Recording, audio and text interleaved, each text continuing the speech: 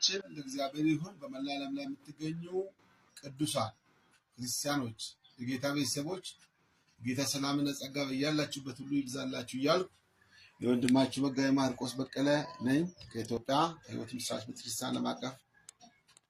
ዛሬ ስለ አገልጋይና አገልግሎት በሚል ርዕስ ትንሽ ነገር መናገር እፈልጋለሁ። አገልጋይና አገልግሎት በሚል ርዕስ ትንሽ ነገር እናገራለሁ። ስብከታዊ ትምህርት ነው። አገልግሎት ምንድነው? አገልጋይስ ማን ነው? ጌታችን ኢየሱስ ክርስቶስ ምድር ላይ በሚያገለግልበት ጊዜ አንድ ቃል ተናገረ። የማርቆስ ምዕራፍ 10 ማርቆስ ወንጌል ምዕራፍ 10 ቁጥር 15 ላይ እንዲህ የሚል ቃል ታገኛላችሁ። እንዲሁ የሰው ልጅ ሊያገለግል ነፍሱን ቤዛ ሊሰጥ እንጂ እንዲያገለግሉት አልመጣም ወደ የሚል ቃል አለ። እንዲሁም የሰው ልጅ ሊያገለግልና ነፍሱን ስለ ብዙዎች ቤዛ ሊሰጥ እንጂ እንዲያገለግሉት አልመጣም።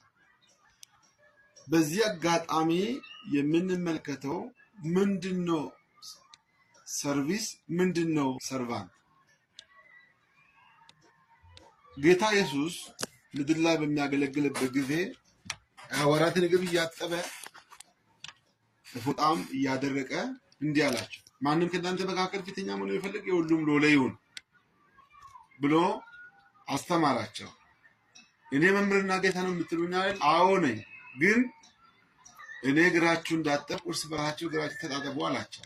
ስለዚህ የትህትና ምሳሌ፣ የፍቅር ምሳሌ፣ የአገልግሎት ምሳሌ ሞዴላችን ጌታችን መድኃኒታችን አምላካችን ኢየሱስ ክርስቶስ ነው። እዚህ ብዙ ሰው ጌታን አገለግላለሁ፣ ጌታን አገልግዬ ከሰርኩ፣ ጌታን አገልግዬ ተራብኩ። ጌታ አይገለገልም በሰው ልጅ። ግን መጽሐፍ ቅዱሳችን ተርቤ መጥቼ ነበር ይላል ማቴዎስ 5 ላይ። ተጠምቼ ተርዤ ነበር አበላችሁኝ፣ ታስሬ ጠየቃችሁኝ፣ ታሜ ጠየቃችሁኝ፣ እግዚአብሔር ያዘጋጀላችሁ ደስታ ግቡ ይላቸዋል። እና ኢየሱስ ክርስቶስ የሰውን ልጅ አመነም አላመነም በቅንነት የምናገለግለው የምናደርግላቸው መልካም ነገር ጌታን እንዳገለገልን ይቆጥራል። አንደኛ ተራቤን ስናበላ፣ ታስሬ ስንጠይቅ፣ ታመስ ስንረዳ ጌታ እንዳገለገልን ነው የሚቆጠረው። ሌላ መጽሐፍ ቅዱሳችን ስለ ወንጌል የምንከፍለው ዋጋ ሁሉ ጌታ እሱ እንዳገለገልን ይቆጠራል። ጌታ እግሩን እንድናጥብለት፣ እንድናበላ፣ እንድናስተኛ ደካማ ሽማግሌ አይደለም። ጌታ ብርቱ ሰራተኛ ነው። ጌታ ብርቱ አስተማሪ ነው። ጌታ ብርቱ አገልጋይ ነው። ለዚህ የዕብራውያን ጻፊ ደግሞ ቅዱሳንን ስላገለገላችሁ አሁንም ደግሞ ስለምታገለግሉ እግዚአብሔር ይሄ ረሳ ዘንድ አመፀኛ አይደለም ይላል። ቅዱሳንን የጌታን ተልእኮ ምንድነው? ለዓለም ሁሉ ነው ሞተ ጌታ። ለፓጋኑ፣ ለክርስቲያኑ፣ ለሙስሊሙ፣ ለሂንዱዝሙ፣ ለጁሹ ነው ሞተ ጌታ። ስለዚህ አመነም አላመነም ስለ ሰው ልጆች የምናደርገው በጎነት፣ መልካምነት አገልግሎት ነው። ሁለተኛ ቅዱሳንን ስናገለግል፣ ስንመክራቸው፣ ከኃጢአት እንዲወጡ ስናጽናናቸው፣ እግዚአብሔር ቃል ስንነግራቸው፣ ስናበረታታቸው ጌታ እንዳገለገልን ይቆጠራል። ሶስተኛና የመጨረሻ ጌታ እንዴት ነው የምናገለግለው? ፈቃዱን ለማድረግ። የጌታ ፈቃድ ምንድን ነው?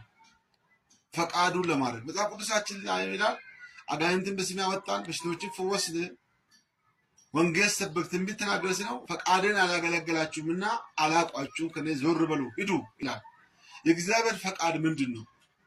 የእግዚአብሔር ፈቃድ ማገልገል፣ የእግዚአብሔር ፈቃድ መፈጸም። የእግዚአብሔር ፈቃድ ምንድን ነው? በዚህ ምድር ላይ እግዚአብሔር ምንድን ነው የሚፈቅደው? ትልቁ የእግዚአብሔር ፈቃድ ሰዎችን ከሲኦል ወደ እግዚአብሔር መንግስት ማምጣት ነው። ትልቁ የእግዚአብሔር ፈቃድ ሰዎችን ማዳን ነው። ትልቁ የእግዚአብሔር ፈቃድ ሰዎች መካከል ፍቅርን፣ እርቅን፣ ሰላምን መስበክ ነው። እዚህ አጋጣሚ በዚህ ቃል ባልካቸው አገልጋይ ማለት ጉዳዩን የሚያስፈጽም ሰራተኛ ሲሆን አገልግሎት ደግሞ የሚከውነው ስራ ነው። እዚህ ጌታ እናገለግላለን፣ ጌታ እናመልካለን፣ ለጌታ እናሸበሽባለን። ጥሩ ነው። ግን ዋናው ነገር ግን ጌታ የሰጠን ተልእኮ ጌታ የሰጠን አደራ፣ ጌታ የሰጠን ኃላፊነት ማወቅ አለብን። ጌታ ኢየሱስ ይባርካችሁ። ለብዙዎች ሼር አድርጉ። ሌላ ትምህርት እየመጣለሁ። ወዳችኋለሁ።